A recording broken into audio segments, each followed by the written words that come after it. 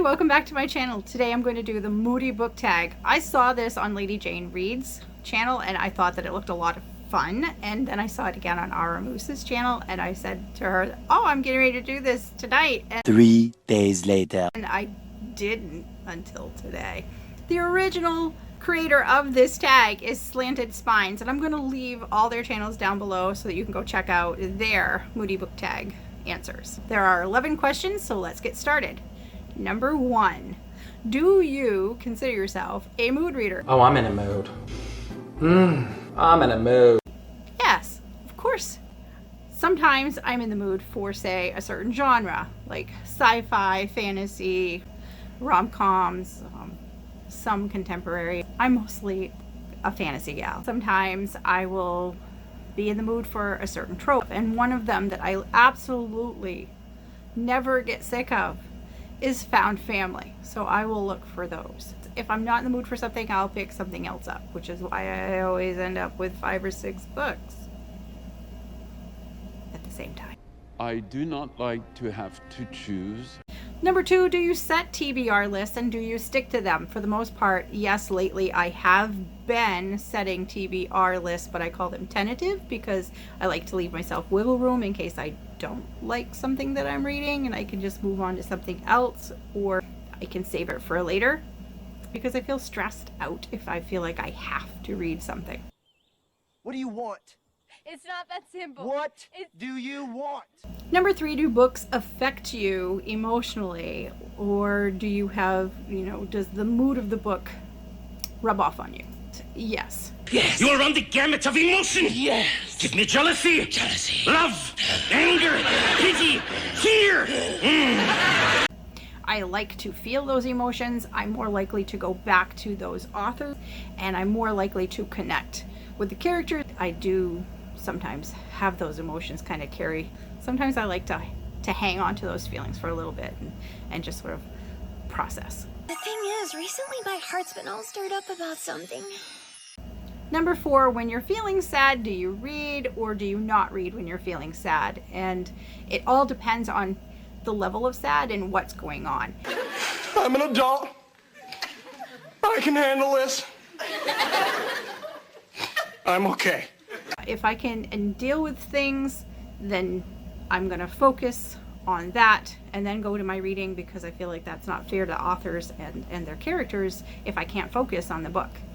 And then if it's something I can't control, then yes, I'm going to look to the books to sort of escape from having that negative feeling. Number 5 is, do you most often use reading to escape, to learn, or to self-reflect? And for me, 98% of the time, it is the escapism. I'm going on an adventure. That is why I'm picking up a book, and I love other worlds and other places, and I like to experience those things. Number 6 is, what is a book that made you laugh out loud? And lately, a lot of my 5 Blossom or 5-star ratings are the ones that have made me feel a lot of different emotions. From Blood and Ash, I laughed out loud a lot with that. I laughed out loud at certain parts in Fires of Vengeance. You just have those side characters. There's one in particular, Timba. There's side characters and different things that are happening in the Rebecca Roanhorse books that I've been reading for the Sixth World series that she's writing, and I do enjoy Maggie because she's got, a smart mouth, and some of the things are pretty darn funny.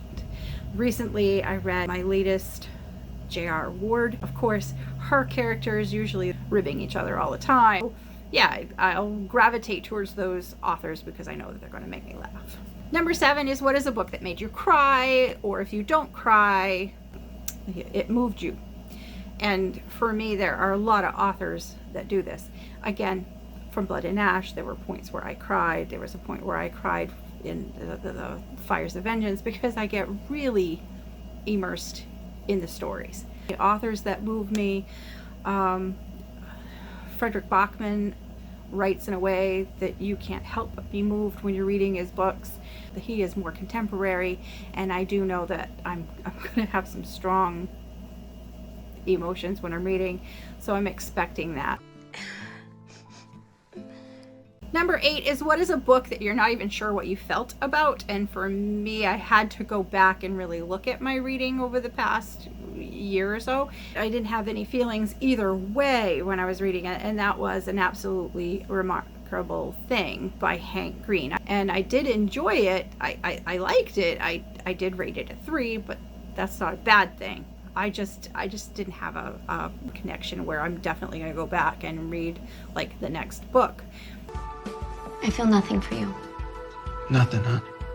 Number 9, are you more likely to read when it is sunny outside or when it is cloudy? And it doesn't matter what the weather is, I'm going to pick up a book. All I require is to sit in the sun, read my book, alone. Question number 10. Do you set the mood? Say music, lighting, smells. Smells? Smells. It's usually when I do things like that, when I'm setting the mood for a book, it's because it's been like a really busy week and I feel like I deserve a date for myself. I deserve this time to like totally immerse myself in those feelings of relaxation and totally chilling out in another book, in another world, in another place, on another planet. So as far as music goes, it's going to be more instrumental type stuff.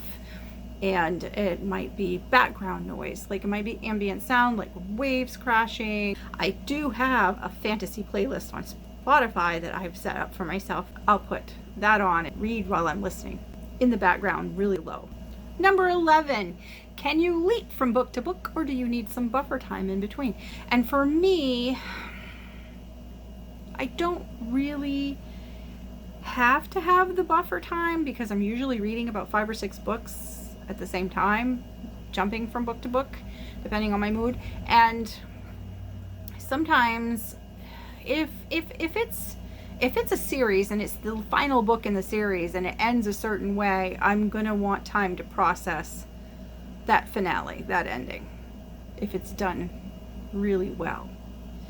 And sometimes I'm just so happy to be done that I just need a break. Sometimes I need a break in between genres, so I'll switch to a completely different genre. If I've been reading a lot of fantasy and a lot of that certain author, then I will pick something completely different to kind of cleanse it all.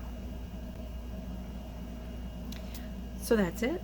Those were the 11 prompts, and those are my 11 answers to those prompts. If you intend to do a video like this, or if you just want to answer some of the questions down below in the comments, please let me know. I can go check out your answers. I can go check out your videos if you do one.